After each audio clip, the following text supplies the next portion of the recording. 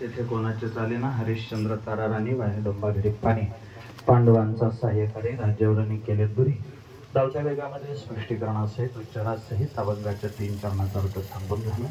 मला दिलेले वेळ संपूर्ण 10 मिनिटे झाले. अतिशय नम्रतापूर्वक या समस्त नरोते पाटील परिवारानं ही सेवा माझ्यासारख्या तांबराकडे दिली म्हणण्यापेक्षा थोडा हातभार केला ते बघूया.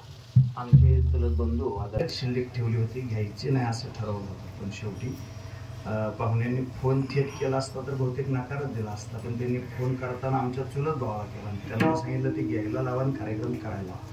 त्यांच्या शेवटी काय राहतं एवढं तुमच्या पुढं बोलायचं ना आम्ही आमच्या भावाभावात ऐकायचं नाही म्हणजे मग ती नाही का त्यांनी बरोबर जिथं दाबायला पाहिजे तिथं बटन दाबलं की आमच्या चुलत भावांनी हट्ट केलं म्हणजे महाराज आपल्याला तो पाहुण्यांचा कार्यक्रम करावाच लागेल.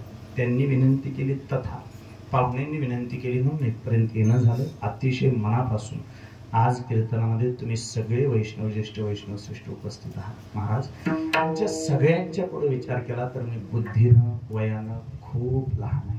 आदरणीय गुरुनाम गुरु दोंडोपंत दादांच्या फळावर सेवा करणारी तुम्ही सगळी माणसं दादांच्या कृपेनं तुमच्या सगळ्यांच्या आयुष्याचं कल्याण झालंय. उलट तुमच्या पुढं कीर्तन करत असताना आमच्या सारख्यांना प्रचंड जबाबदारीनं बोलावं लागतं. आमची जबाबदारी वाढत जाते.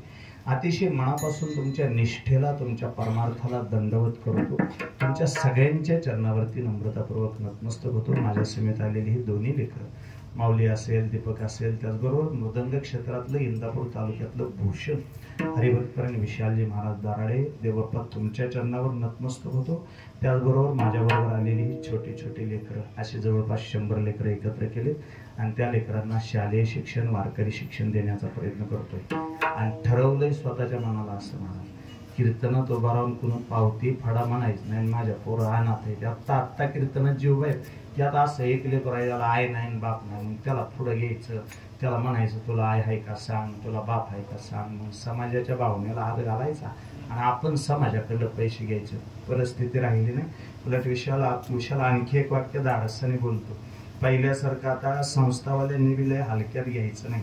माणसं देताना दान म्हणून देत आहेत आणि सांगताना भीक म्हणून सांगतात. त्यापेक्षा घेऊ बी नका आणि समाजाकडून तसली अपेक्षा बी करू नका. बरं का अपेक्षा करा? ज्याला बाप पांडुरंग आहे त्यांनी समाजाकडे काय अपेक्षा करावी? तर लय दिलंय देवा लय दिलं. मी सांगतो ह्या लेकरांच्या आशीर्वादानं पाहुणे अपेक्षेपेक्षा जास्त मिळतंय. फक्त एक आहे त्यांच्यामुळं मिळालं ते त्यांनाच खर्च केलं की दुनियाला मागावं लागत नाही. संपलं. मला ह्यापेक्षा परमार्थ वेगळा त्यांच्यामुळे जे मिळतंय का नाही लय देते दुनिया. हा न मागता देणारी भरमसाठ माणसं त्यांच्यामुळे जे मिळतं. बरं त्यांचे ते रोज कार्यक्रम रोज जातात मला सोडून बी रोज ते पुढं त्यांचे ते आणलेलं त्यांना जर महिनाभर पुढत असेल विशाल इच्छा एकच आहे अडचण एकच आहे त्यांनी आणलंय हे कबूल करून त्यांनाच खर्च करावं. एवढंच तुम्ही फक्त धारणा ठेवायची. बरं आता एवढं सगळं करून कशाला तर आपण तरी दिसून आंधळे व्हायचे काही का नाही. आपलं बरं चाललंय काय गरज नाही. त्या लेकरांच्या आशीर्वादानं खूप चांगलं लेकरांच्या चरणावरती नम्रतापूर्वक नतमस्तक. सिस्टम वाले दादा 100 मार्क तुम्हाला आजच्या अतिशय गोड संस्कृत, अतिशय गोड जे पखावाजाचे त्याच्यानंतर ह्या गायनाचे सगळ्यांचे माझाही नाही अतिशय सुंदर लावला. ह्या क्षेत्रात आहे याच्यापेक्षा मोठं व्हा हीच भगवंताकडे प्रार्थना करतो. आणि करी बाबा तुमच्या चरणावर नतमस्तक होतो. झालेली सेवा पांडुरंगाच्या चरणावर समर्पित करून आजच्या सेवेतलं शेवटचं वाक्य, तुमच्या माझ्या हातात काही नाही. जे घडतं ते वाईट असलं चांगलं असलं तरी तुम्हाला बघावं वाचो का.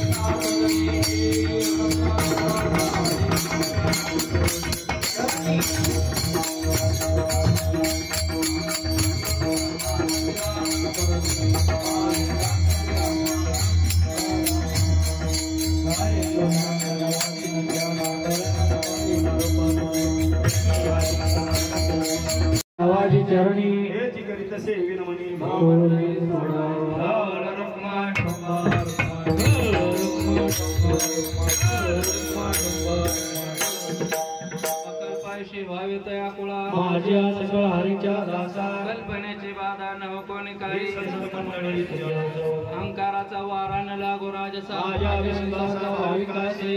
म्हणे तया सावे कल्याण मागणे ते प्रत्य आहे या संताशी निर्भय समजली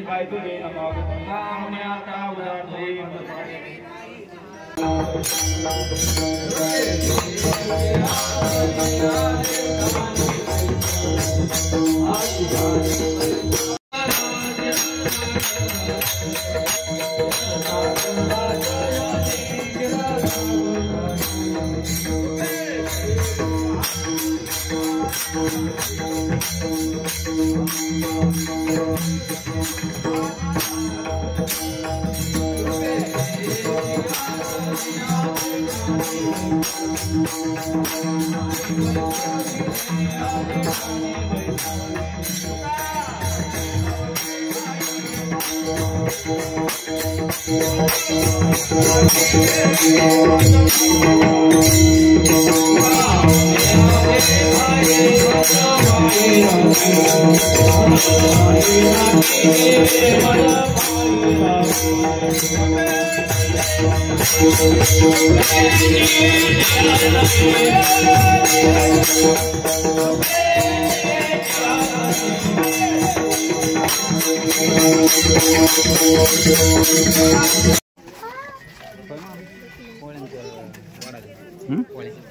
नाही नाही नाही ते काय करणार ते फक्त त्यांना तट करावं लागतं ते तुम्ही सुरुवातीला केलं का नाही मला माहित नाही हां ती दोघं जण असतात का नाही त्यांना बसवलं होतं का पहिल्या पंक्तीला का नाही